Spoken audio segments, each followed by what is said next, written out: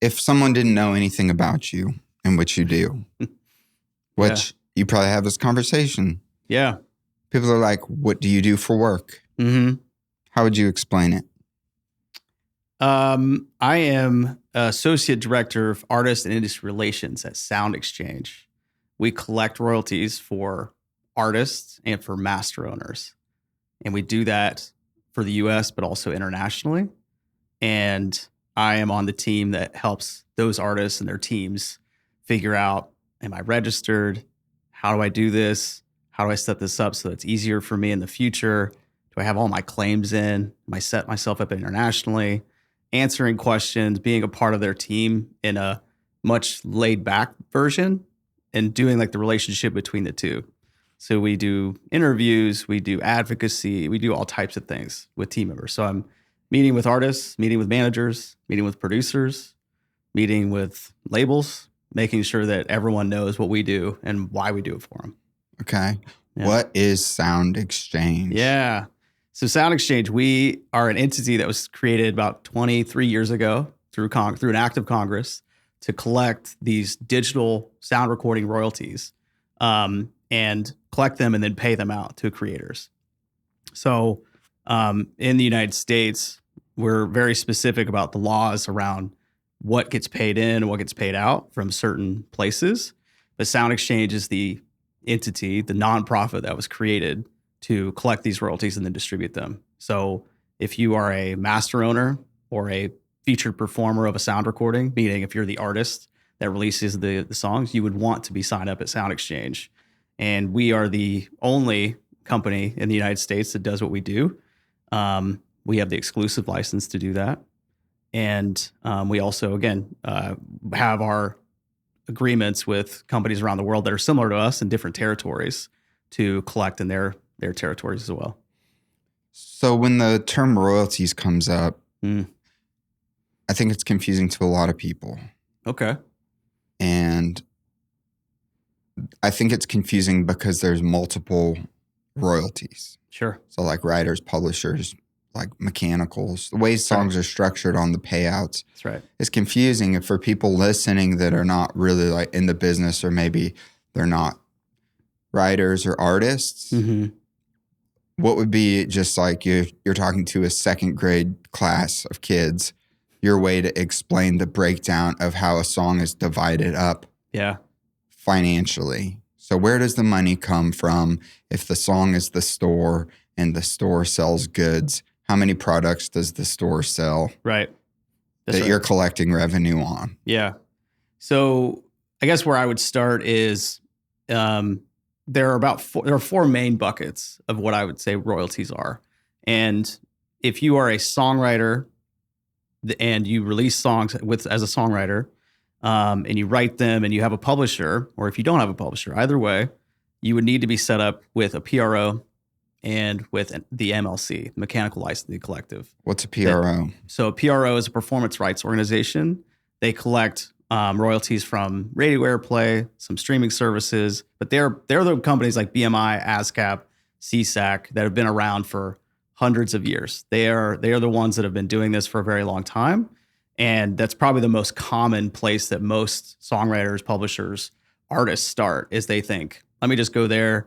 Let me get my bearings with my PRO, one of these entities, and get set up there. And then most of them will stop and think, oh, I'm good. I've got everything I need.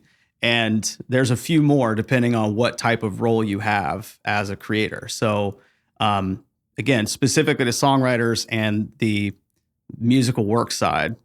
So anytime a recorded song is released, there are actually two copyrights there. There's the underlying notes and lyrics, which are the songwriting, the lyrics, the melody, all of that. That is one side of the copyright. And then you have the other side, which when it's released and recorded, or recorded and released, it is the sound recording side. So that makes two copyrights for you. So the PRO, like a BMI and ASCAP and CSAC, are, again, on that musical work side. Same with the MLC, musical work side. So as a songwriter, you want to make sure that you're registered with both, signed up with both, and are claiming all of your copyrights as a songwriter. And in addition to that, if you don't have a publisher, you need to make sure that you're signing up as a publisher as well, because you would be self-published, right?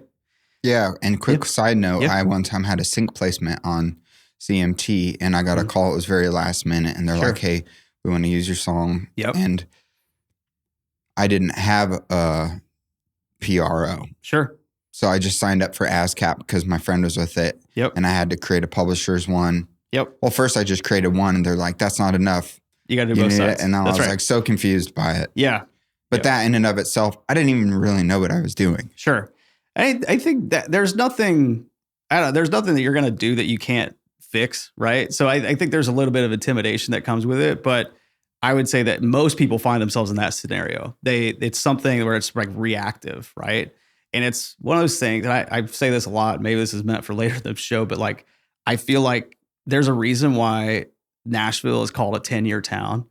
It's because it is complicated sometimes, and you don't get to experience everything on year one. So how could you possibly know, right? How could you possibly know how to do this, or how to hire a band, or how much this is going to cost, or how to do these royalties? If you're not experiencing that, I don't think the expectation should be you should know all of this without experiencing it. It's like, how do you learn how to drive?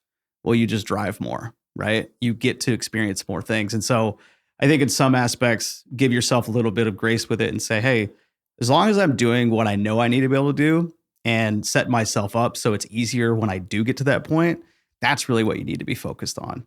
But yeah, so to your point though, that's where I would start with, again, kind of understanding what your role is as the creator. Again, if you're a songwriter, then you would also want to sign up as a publisher if you're self-published.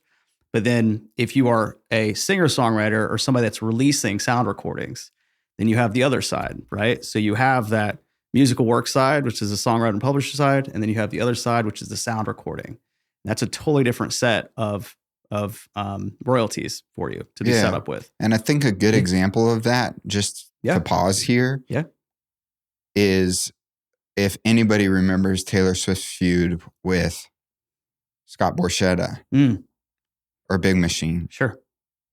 Or and wait. Was it Big Machine? It was Big. Yeah, Big Machine owned the masters on hers. Yeah, because she wanted to buy her masters, right? That's right. Which were the original records that we heard on the radio. That's right. So for people listening, just to understand it, it's like Taylor Swift released songs and the actual recordings are the masters. That's right. She wanted to re-own them. She wanted to buy them back. Yep. I don't think that happened. And I think she re-recorded her songs. Right. And then she owned the masters because she made the song again. Correct. So even though it was the same songwriting, same publishing, it was a new sound recording. That's obviously a very specific case. And she does own them now. It happened much later. I think earlier this year she announced that, or this summer. Okay, cool. But yeah, and which isn't a common thing, by the way. Most artists don't go back and do that. It doesn't always work that way. She's got the money to buy them. She's got the money to buy them, right? But yeah, so specific to the sound recording side, and when you record a song, whether you wrote it or not, you would still need to set yourself up with a distributor. So it could be, some people it's a label, some people it's DistroKid or CD Baby or TuneCore or any of these aggregators that are out there. And so that would be another royalty that's going to come in through your streaming on your masters or your sales and everything else that's coming in on that. And then the other side of the sound recording is the SoundExchange. So again, there's these 4 entities in total. If you're an artist and a songwriter, there's these 4 types of entities that you'd want to be set up with. And that's generally where 80-90% of your royalties are going to come from. So I would say that. So we have, let's just break them down. Distribution. That's right. So for me, it's TuneCore. Let's just go with that one. Yep. Or DistroKid or CD Baby. That's right. That's how you get your song on Spotify in the first place. That's they right. Distribute. Yep. Then you have your PRO. Or is that a good second? Where would you go second? What I would say is that if you separate them out into 4, they're groups of 2. Okay. So if you're talking about distributor, think about distributors with SoundExchange, because that's the sound recording side. Okay. Specific to sound recording. So you're collecting royalties for the distribution associated with the account on TuneCore, DistroKid, etc.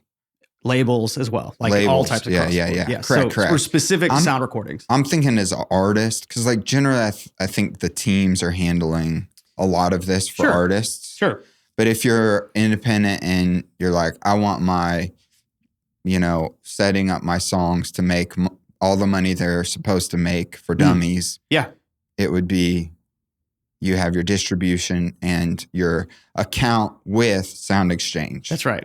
And you set yourself up with SoundExchange as the featured artist, and then you have to claim your recordings. Simple as that. Okay. And that gives you, like when you sign up with SoundExchange, it gives you the option for that. Yeah. So generally, specific to SoundExchange, we get a lot of our incoming submissions through airplay that's been received from specific types of radio. SiriusXM, Pandora Radio, iHeartRadio if it's streamed over the internet, but not in your car, which we can talk about why that is. But that's where we get most of our data. But if you own your masters, you can submit your recordings to us directly. That's, again, we're very like a WAV or an MP3? No. So it would be essentially submitting the metadata. So you would be working, usually in your distributor, you would say, oh, this is the UPC, this is the ISRC code, this is what the title was, this is the length of it. That's what all would be going in. Okay. And like I said, generally, we get most of that from our radio partners. We don't, I would, again, totally generally, but it's an option that if you own the masters, you can submit them yourself as well. Okay. So that was so we have SoundExchange in there. Then where are we on 3? Is that our PRO? Yeah. So 3 and 4 are specific to the songwriter and publisher side of you. So writing and publishing. That's right. Yep. Okay. And that's the PRO, BMI, ASCAP, CSAC, whichever one of your choice it's best for you. And then the MLC, which I would say is kind of in a general sense, a mirror of what SoundExchange does, but on the songwriter publisher side.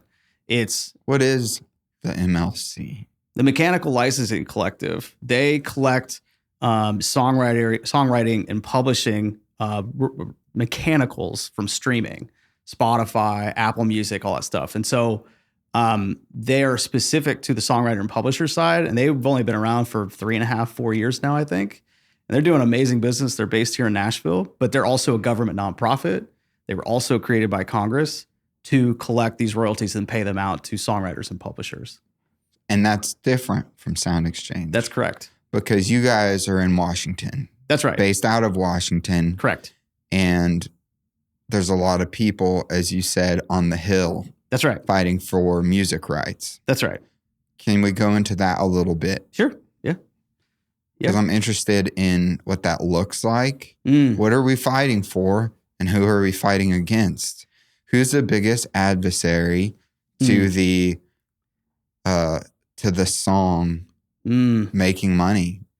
So that's a great question, and I wouldn't even say it's the tough part is I don't know how we would say them as adversaries, because it's almost like we're all in business together, right? We're all trying to make sure that this all works, but there are entities that try to keep royalties from moving upwards because their business is beholden to making money and profiting as well, right?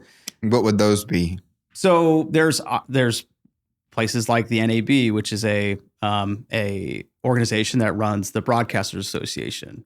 They are specifically there to make sure that their radio stations continue to profit and continue to grow. They also have, many, I'm sure there's plenty. I mean, I would say in our specific issues, those have been kind of the more difficult ones in those conversations, because ultimately what I see is it's, kind of big business versus small business.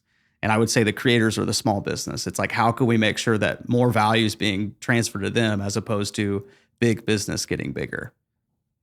Yeah. Yesterday on the phone, you said something interesting that I wrote down, which was, you are your own CEO. Yeah. Yeah. And I want to dive into that and understand what you meant by that.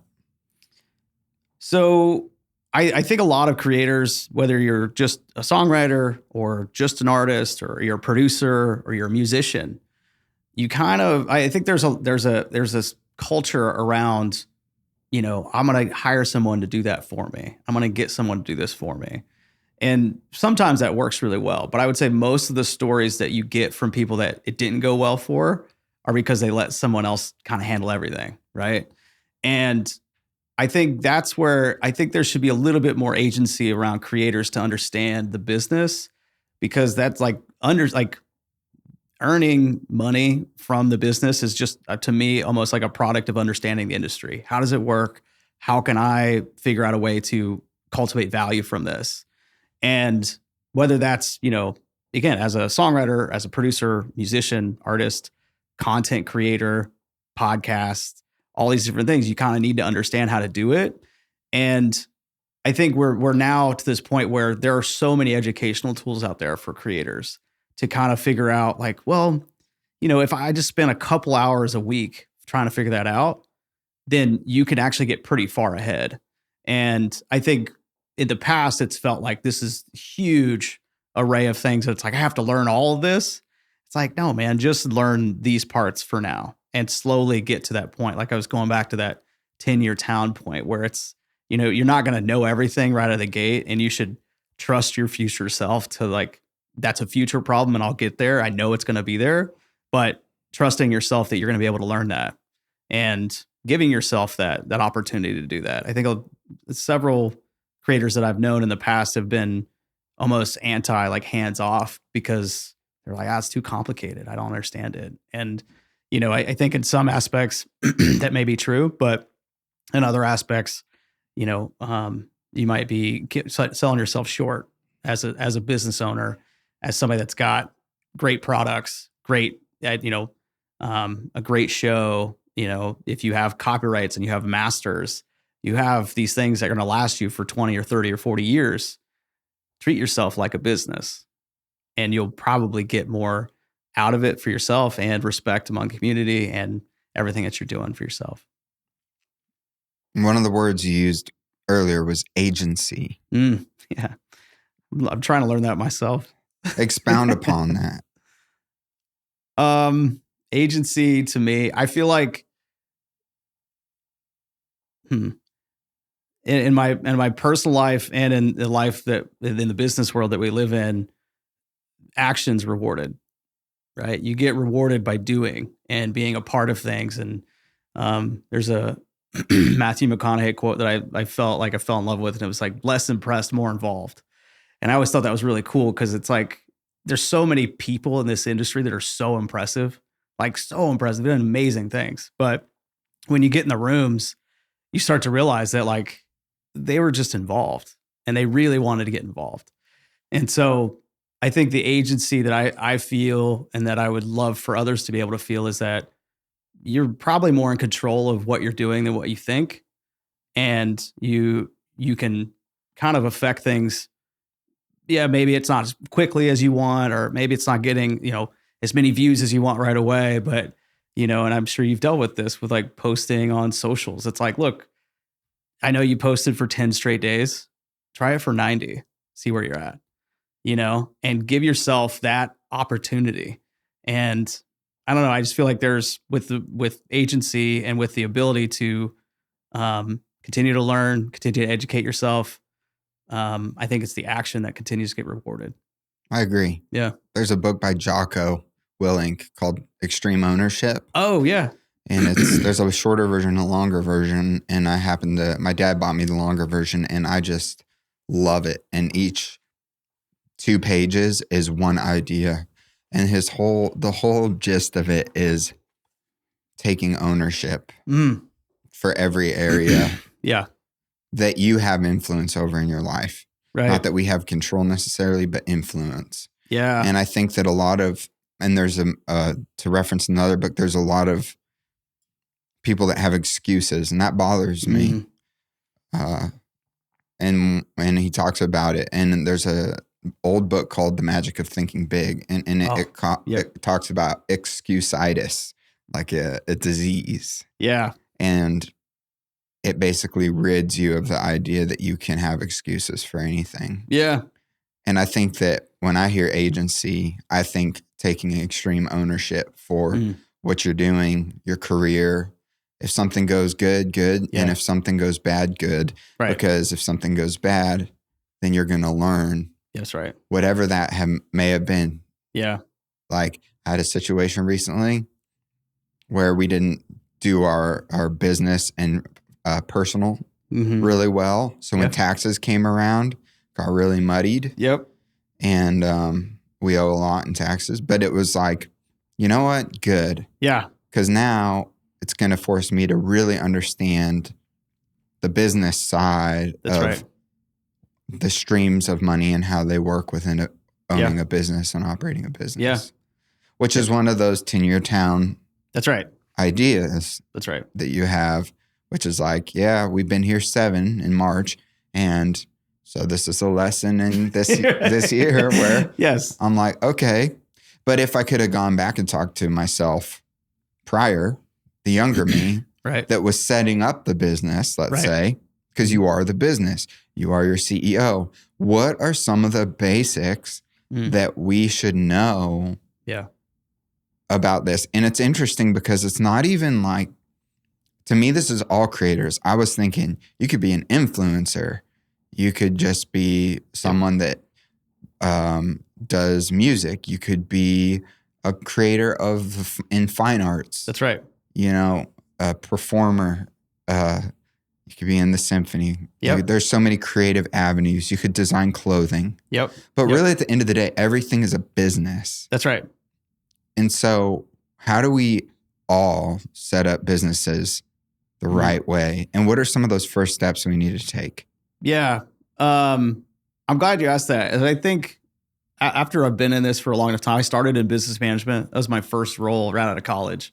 And, I was setting up LLCs and corps and all this stuff. I was 23 years old. I was like figuring everything. I was getting health insurance for people when I was still on my parents' health insurance. Like I was learning things that I was like, this is such a weird, interesting experience. But to say that, what I would tell most people is treat yourself like a business is the first thing, right? Like kind of set yourself up in the way. And so before you even register for things, first thing was set up a business email. Like you might have your Gmail, that's your personal part of you that you've always had. It's probably getting all of your ads, probably all your subscriptions. And at the end of every day, you have 40 emails and you don't even look at them. So the first thing I would say is set up a business email because you're going to treat it differently. And it's also going to have every single one of these entities that we just talked about is going to need you to have an email that's specific to your login. So you're always going to log in with these emails and all that transpondence is going to go to that email. So the first thing I would say is set up a business email. And that could be a Gmail. It could be. No, I'm just saying that just make sure it's dedicated to where you go, I'm going to sit down at 30 minutes on every Sunday or once a month or every couple of months to make sure that I'm looking at this and I'm treating it like it's a business. The second thing would be decide or figure out where you're at as far as, do you want to get paid as an individual or do you want to set up a LLC or a corp? Or are you part of a band? Are you being, are you trying to decide what you're doing with that? Those would be the two first starting points. And I guess the deciphering point would be, how do you want to be taxed? How do you want to know how to run your business? Whether it's through this individual part where, if you're just starting out in songwriting, it's probably easier just to set it up as an individual. If you're starting... Are we talking business types, like a sole proprietorship? That's right. Okay. That's right. So then you're like set up so it's actually not super complicated. You're kind of getting started. But, my first business license was a sole proprietorship. There you go. It was just like the simple one to do. That's right. For one person starting a business. That's right. And that will put you in a thought of, okay, where do I want that money to go? When I do earn income, do I want it to go to a business bank account, a personal account? Can I keep these separate? Does it matter at this point? It's kind of the thought, right? So these are all things that you can do right before you even get started. And then the final thing I would say, and this might be something that maybe you just experienced, or one of the things you experience, is setting up a business card, whether it's a debit card or a credit card, depending on your situation, so that your business expenses can all flow through the same card.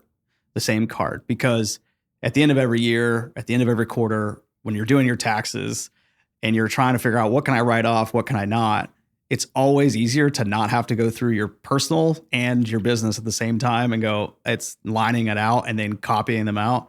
It's so much easier the other way around when you already have it separated. So again, that's even before you get started to get registered. Yeah. And that will save you a world of trouble because we have someone that reconciles our QuickBooks. Sure. Yeah. But she doesn't know what is what. And I made this mistake, and I'll explain it and be honest with everybody because I bank with Wells Fargo currently. Mm-hmm. I'm about to open a business account with Studio Bank, but I had a business account with them, but I had to have a minimum balance in it. And then if I didn't, I got fined. Mm-hmm. And I kept getting fined. I don't remember if it was like $500 or $1,000 I had to keep in there. Right. And then I kept getting hit with these fines. And I was like, screw this. Close the business account. Didn't think much of it, but it was just an inconvenience at the time. Mm-hmm. And I didn't understand the whole QuickBooks thing. Right. So all that to say, if I could go back and do it again, all the money that we made in the business, I would have run through that, even if you're going to pay yourself out of the business. That's right. And even if you're going to transfer it from one business account to a personal account as a paycheck, great. But at least you know that it was business income. That's right. Or at least you know you purchased something with business money versus personal money. Yep. And I think that what you're saying right there is one of the biggest, easiest things because when you're taxed or 1099 as a business, small business owner, your tax brackets or you pay more tax. Right. No, that's true. And to add to that, I mean, the HITS Act was just passed, which gives you a lot more write-offs as a studio creator, as a musician, and all these additional features, which I'm not an expert in. So I would say, what's that? I haven't heard about that. Yeah. So the HITS Act literally just passed, a few months ago. And the idea is that you're going to be able to write off a lot more as a creator. Now, not to say that there's, probably holes with it or different things that might be difficult to deal with or certain thresholds you have to meet.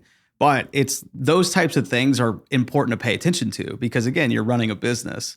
And I think, when you don't have a team, when you don't have a business manager or a manager helping you with this, an attorney or somebody like that, letting you know, as a creator, it's important to kind of know what your role is and then like what role you're playing within that. Whether if you're the artist or if you're a producer who's buying a ton of studio equipment, those are all business expenses. Then it's on you to kind of figure out, well, can I get some of this money back by just on my taxes throughout the end of the year? And the answer is probably yes. And I think it's important to kind of go deeper into that and kind of like, you might not be in control of everything, but you might be able to influence it, like you've been mentioning, right? And there's a little bit of responsibility with it that I wish that, we could all kind of talk about more freely, but I know it's, again, the culture of music. It's not really, we're creatives. We're not business people. And I'm like, yeah, but it is a business and I want you to feel that way, Yeah. Everybody I've had on this podcast that I would consider successful, which most of them have been, understand business. Yeah. Very, very well. Yeah. And operate like a business. Yep. And are in touch with the financials. Yeah. From the check that they write for merch to the label. Yep. Like they know and see it all. Yep. And have their hands in it. Yep. Yeah, they have business managers. Sure. They kind of help them figure out what to do with the like if they're really successful and they're making millions of bucks. It's like, what do I do with this money? Yeah. And there's things in place to help with figuring out what to do with that. Sure. But even the artists that aren't super successful though either. I mean, they're you're trying to, again, run a small business and trying to look big and you're trying to build a video wall you can't pay for on tour. So how are you going to figure that out? Those were always to me, those were always fun to do because, it's solving a puzzle. It's like, how can you make this work with what you have? And yeah, I do think for most, to your point, most of the successful ones that I've met, they are in touch with it and they are aware. They don't know everything about it, but they're willing to ask the question like, hey, like, how does that work? And why did we do this instead of that? And, there's some times where, of course that can be like, I just wish they just trusted me or something like that. But at the same point, it's not my business. It's yours. It's your name, you know? Yeah. Something I wanted to talk to you about was recoupment. Sure. Can you explain what that is a little bit? Yeah. So in a lot of deals, maybe it's a publishing deal or a label deal or whatever, you get advanced money to live off of, whether it's on a monthly basis or an album basis or a yearly basis. And you will get this money up front, and you eventually will have to pay that money back through your sales, through your streams, through whatever activity you're doing. In addition to that, if you're on label deals or publishing deals, sometimes they'll pay your recording cost or additional travel, or, you're taking radio folks to dinner, you're going out, you're taking people to shows to, advocate for yourself, to talk with them and meet them. You're going to award shows and your wardrobe, all of those things. Most, if not all of the expenses are recoupable to a certain extent. And I think a lot of... Which means... Yeah. Which means that money will have to be paid back in some form or another. And even tour support is one that was really big. When I was in management, that was a really big conversation is, the money wasn't really there for artists when you're doing that opening slot or something, but you really needed to be out in those markets. I mean, you're going to Oklahoma City, you're going to Seattle, you're going to Sacramento, you're going to San Francisco, you're going to Chicago, and you need to be out there, but it's so expensive to not only just for the artists, but the hotels and the flights and all those things, but also for the band members. You need to have, it feels like you need to have multiple people out there with you. So your expenses are fairly high. So in some ways, some of these deals felt more like these banking relationships, right? Where you're learning how to run your business. But at the end of the day, not the end of the day, but I do think some creators, some artists in the past have kind of used it as that's a free check. And in reality, it's, you're going to see it, whether it's now or 8 years from now or 12 years from now, whether you're successful or you've kind of ran your course with that team, you're still not going to make anything back on that until much, much later, because they're going to make sure that you recoup on that, make sure you pay that back. Yeah. And another thing is the recoupment percentage. Because a lot of people think if they lend me $1 and I make $1, then we're square. Sure. But how does it actually work? So, because this is one that I'm learning recently about, that you actually recoup at a certain percentage versus a 1-to-1 ratio. So it depends on the deal. I was going to say most of all this conversation is really deal dependent, right? Yeah, of and course. Deals have been. I mean, I went to Belmont I graduated in 2010, and from that moment, we were doing album downloads, and then we went to single downloads, and then we went to streaming, and there were just there's so many changes where touring was they had 360 deals for a long time. Now that's not really a thing. But now the conversation is, well, what about future IP? Maybe AI related. What happens with that? And so I think that's where so much of this reminds me of the fact of find a really great attorney that you really trust and you can work with, because ultimately they're going to be able to kind of tell you how all this stuff works and why it works the way it does. And most of the time, especially in a town like Nashville, there's, probably 15, 20 attorneys that do a lot of the business. And so they see a lot of the same deals, right? And they can tell you well, that one doesn't really work the way that this one does. And, in practice or on paper, it looks like this, but in practice, it really looks like this. And those are the things that are those intangibles that are really helpful. And it's really about, as a business owner, surrounding yourself with people that are experienced in the things that you might not be yet. And then once you get through it, and, I know some of the guests you've had on, it's some of these people are really experienced because they've had to go through it.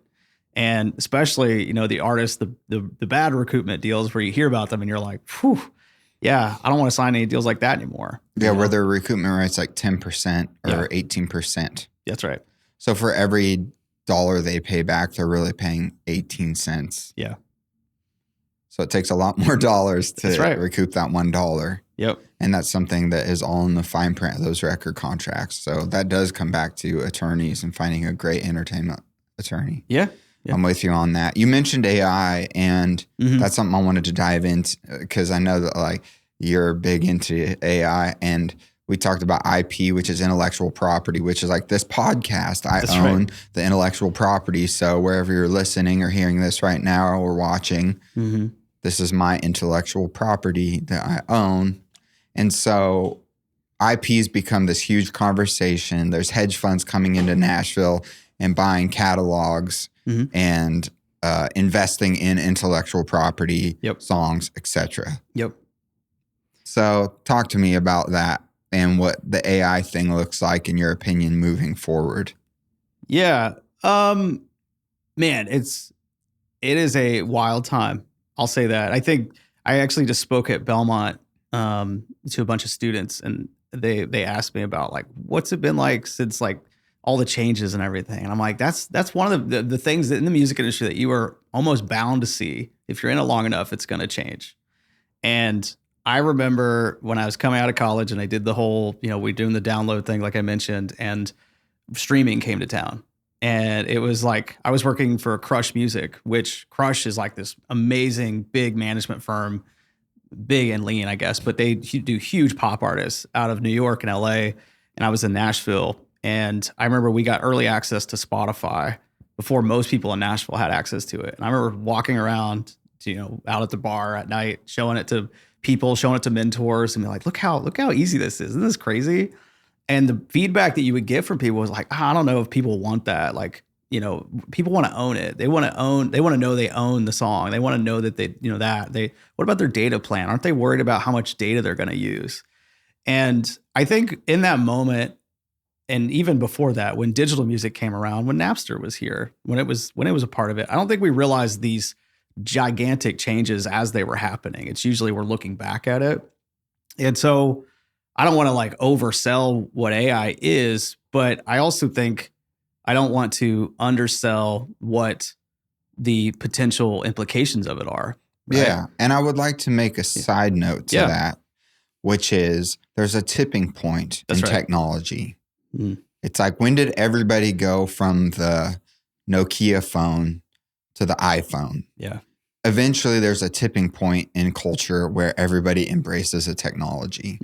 And you've seen that over the years with the internet, computers, going from typewriters to more advanced typing systems, etc. Even email, and text messaging, like that. 100%. Oh, those were around for a long time, and then the tidal and then wave, FaceTime, that's right, became a thing. So now we're on the precipice of this great AI explosion that is kind of ambiguous and is making people think the world is ending, and then others are like, this is the best thing ever. Right. And I find myself using ChatGPT on a daily basis, and I think it's amazing. Right. But I also am thinking, like for my business, podcasting, what does that look like with AI in the future? How do I best utilize it? Does that mean I should have my own kind of, like, I think I texted you about it. Yep. What did you call it? I forget what agent? Yeah. I don't even know what that is, but like, so all these questions, I'm just so curious about it. So I want the hot take from Marc Rucker on it. Well, I am pretty sure that we're going to continue to see these changes moving forward. We've been really in front of our congressional leaders trying to make sure that they move on this pretty quickly, but sometimes that doesn't happen. And I think we're seeing how quickly AI could move. What do you mean move on this? Put restraints around AI? To the point of protecting the creators that are there, right? Because I think that's one of the hallmarks of what all legislation has done so far is that it protects the creators that are here and figures out a way to make sure that they aren't, completely wiped out through some of these potential downstream effects, right? And, seeing some of the opportunity with it, I think, again, I don't know. I really don't know, but I can tell you that we're not going to be able to see what it is until it's here, is what it seems like. And I don't know if that's because of the culture of, I don't know. I feel like we just really want to make sure that we are helping and being a part of where the creators are today. And I think most people, to your point, use AI in a very primitive way at the very moment. Right? Statistically, it's 1/10. There's 800 million unique users on ChatGPT per week. That's right. It's 1/10 of the population of the world, right? Using ChatGPT as it is, right? But this is more of my personal take on this. Is that, again, the primitive ways of using it is kind of like using it like a search engine. It's like a Google search, maybe a little bit more in depth. But this AI agentic future that feels like where we're headed, where I might have my own Marc large language model that's completely trained by me, that speaks like I speak, and it shares daily or weekly, highlights on my Instagram about the music industry. That's not that far away.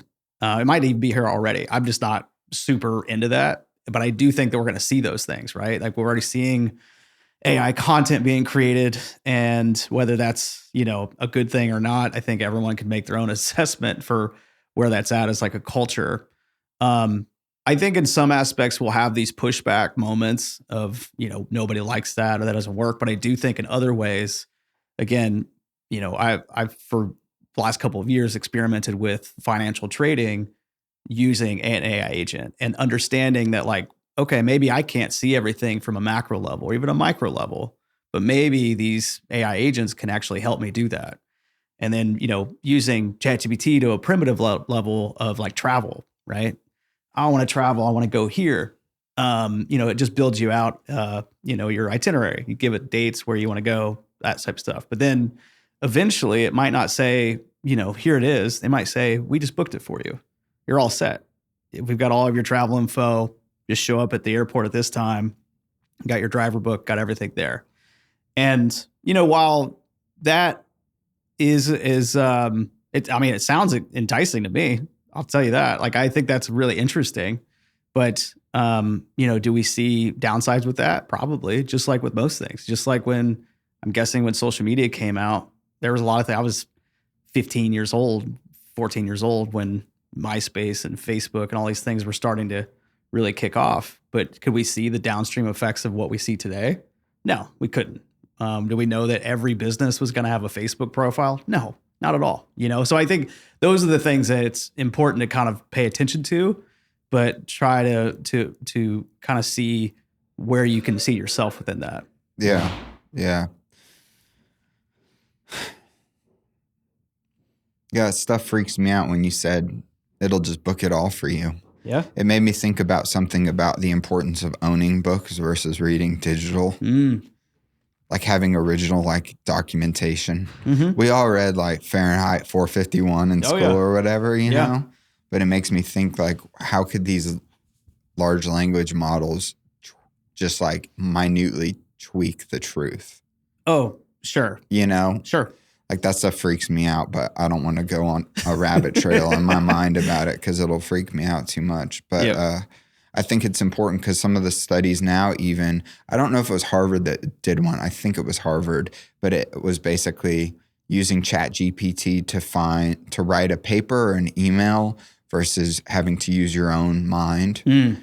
And the amount of brain activity or how your brain shut off using ChatGPT versus the other was remarkable. Yeah. I forget what percentage of the brain was basically idle. Yep. But basically it's saying, like, if you're not using your cognitive abilities to actually critically think through a problem and you're just relying on this, it's making you dumb. Sure. Essentially. Right. And I would say that that's probably been pretty true with a lot of the things that have been around since we were younger.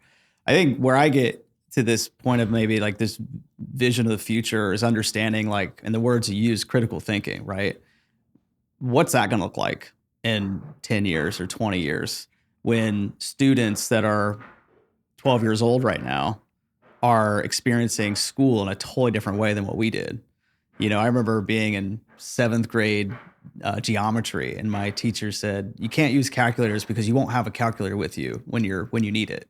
And I'm like, now we have cell phones with us every single day. That's way more powerful than a TI-83 or whatever it was at the time, right? Oh, yeah. So and those things are expensive. They were like $200 or something. You had to get one. But that's where I'm like, I hope that we are able to have that conversation with everybody about the upsides and downsides of being over reliant. Of not, I have 2 nieces that 12 and 9, I think, and they're in school, and it's like me and my sister talk about this. Is like, what is critical thinking going to be like for them? What's that going to be like when they're 20, when they're going to college? And is that going to be a totally different aspect in 8 years, 10 years from an education standpoint? And I think, again, going back to the very beginning of this, was less impressed, more involved. Get involved. Try to understand how it's affecting you and what you use it for.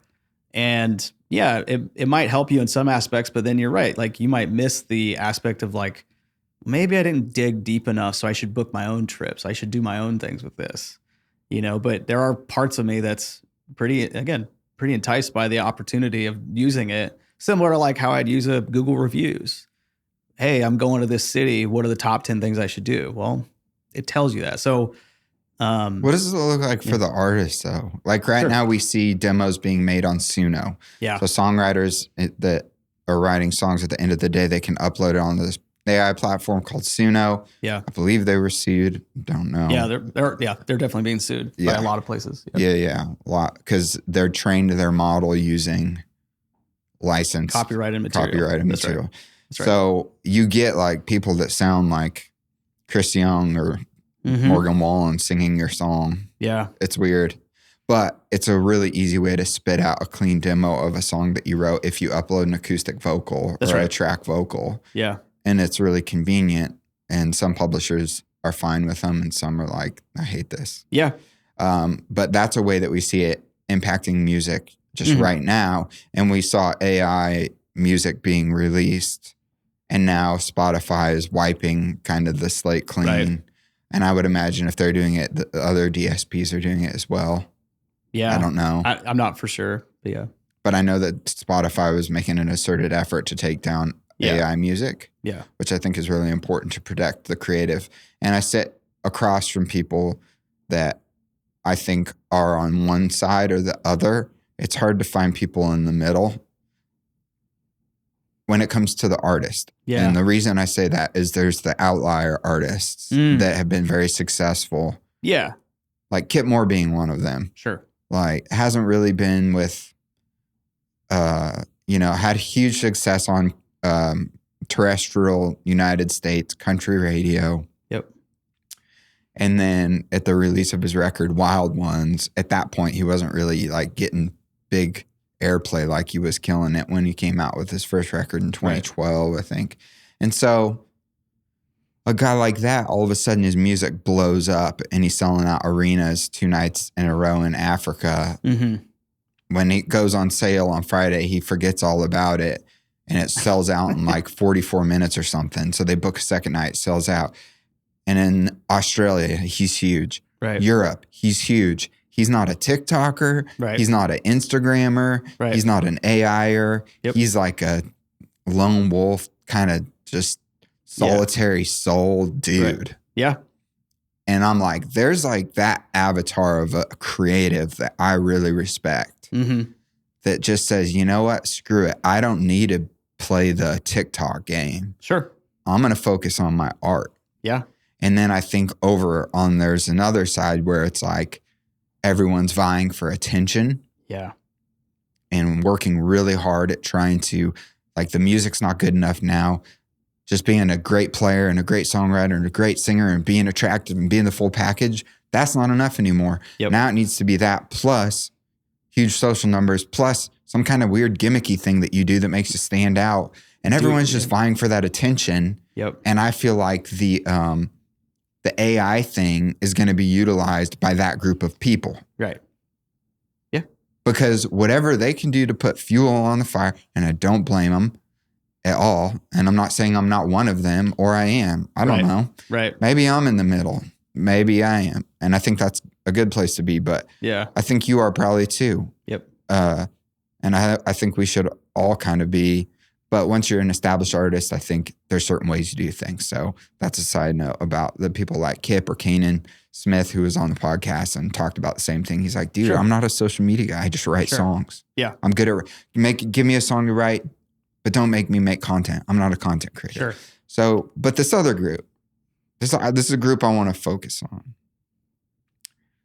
The person that is in the war of attention. And that is the commodity. You hear Gary Vaynerchuk talk about it.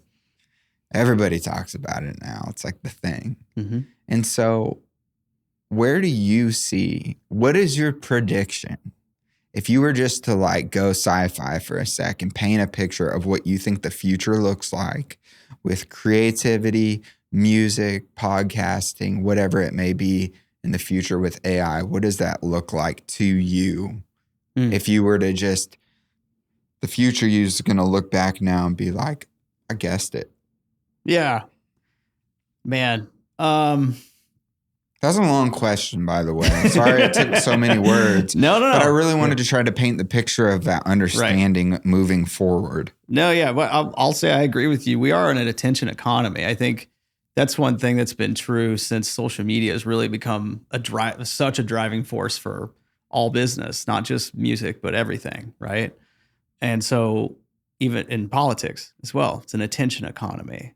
And that's what's fascinating when you kind of step back. And we were talking before about how you kind of like, you get to go home and you kind of get to step back and like look at everything and see it from a macro perspective. And when you do that, you're like, wow, like attention is what's being rewarded. Now, whether that's a good thing in the long term is a question, right? And I think to go to Kip real fast, the authenticity argument is the thing that will always shine through to me. And you see, I think you even see it on like TikToks and all these different things. Now it's like most of the time, the authentic stuff is the stuff that breaks through. The thing that goes viral is like a super authentic, like raw thing. It's very rarely. It's honesty. Right. It's shared humanity. That's right. It's not perfection. It's not face tuned. It's not auto tuned. It's just raw. So very rarely do you see that where it's the other way, right? So I think that you still get rewarded for being authentic because no one else can do that. AI can't do that. No, they just can't. It just won't be that way. So do you think that authenticity is actually going to go on an upward trajectory in terms of the outliers becoming the people that get the attention, because people are going to be so hungry in a AI society or an attention hungry, just synthesized society, that they're going to want just the organic. Yeah. Give me something real, man. Yeah. No, I think I think we're already seeing it today when you see Live Nation doing better than it's ever done. When you see ticketing going better than it's ever done, and an economy that's, still not doing amazing for everybody, but people are spending great money on tickets. And I think they crave that community room, that space where they can get out there and they can see them, right?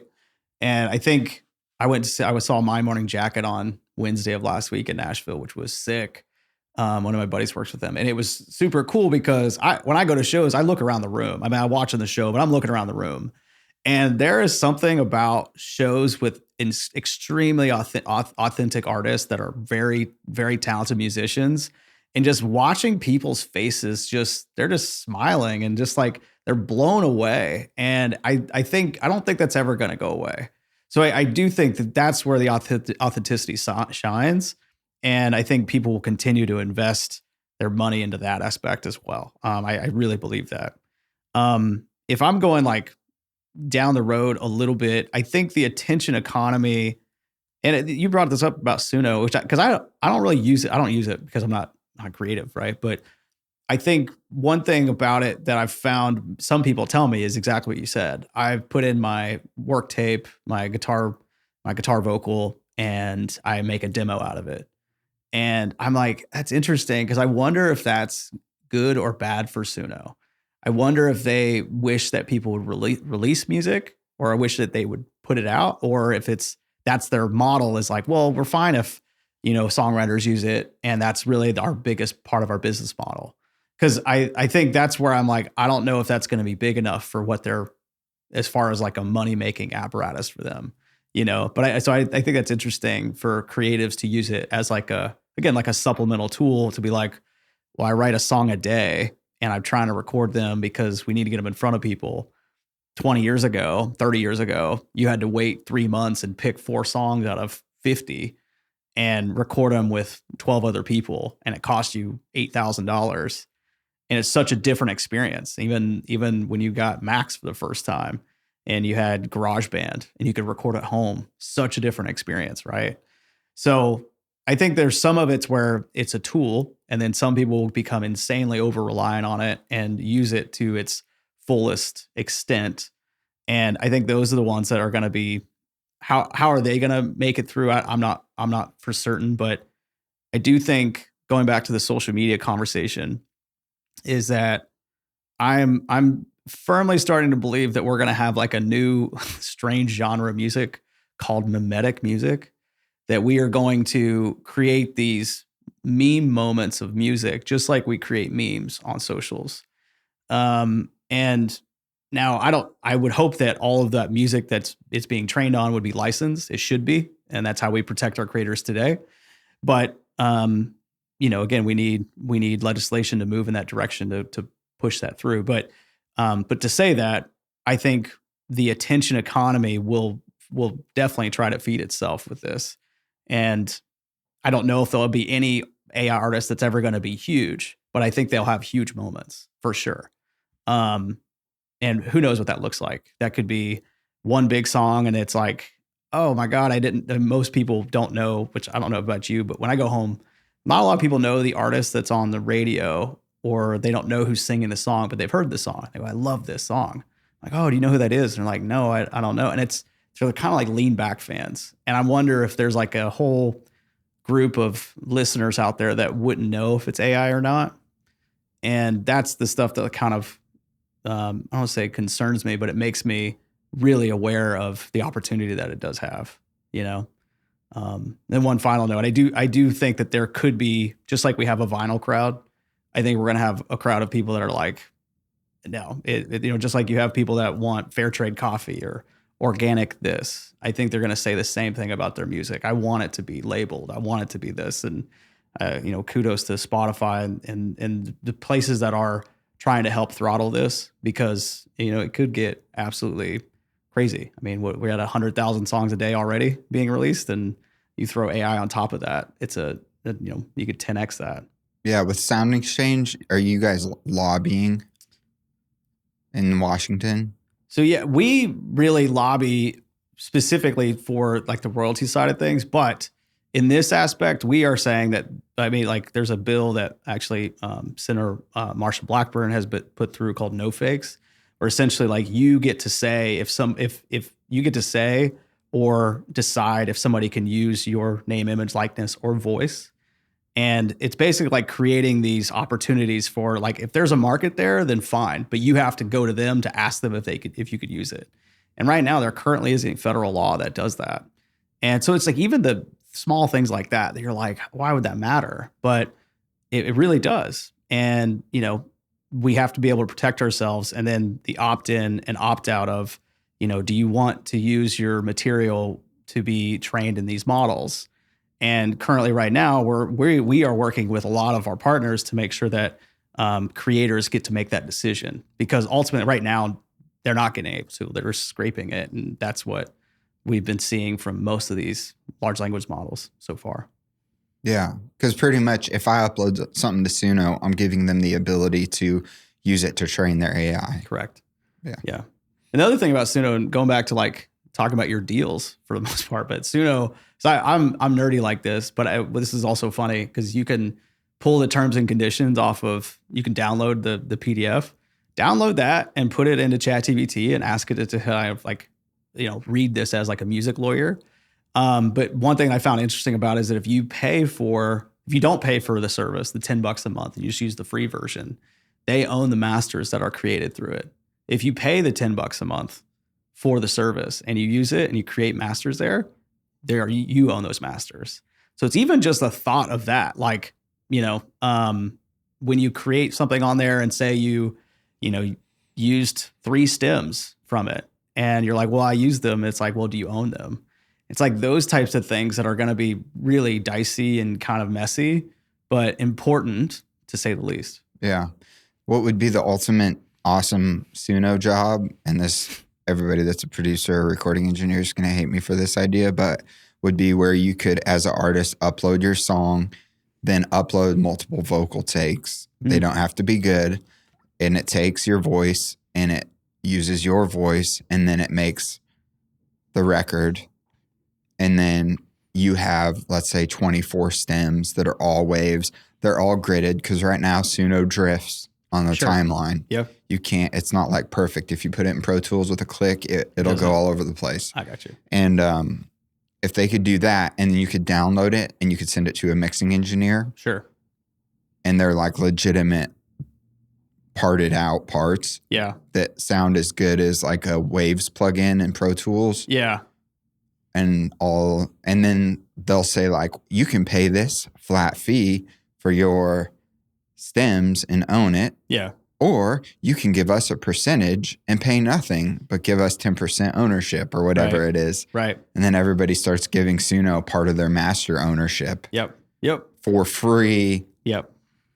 Recorded songs. Yeah. And they might even mix and master them for you, but the tech will get there. Right. And it's just a matter of time. Sure. Yeah. So it's just really interesting as we forecast into the future as creatives what that looks like, how to be best ready, and also how to just build our businesses amidst all that. So it's a lot to digest. Yeah. I think one of the big things in wrapping this up is like going back to understanding and emphasizing the fact that you are your CEO. Like you really have to imagine yourself as the person with the corner office and the tall building. Sure. That calls the shots. Like the buck stops with you. I think that we need to have that mentality as creators. Yeah.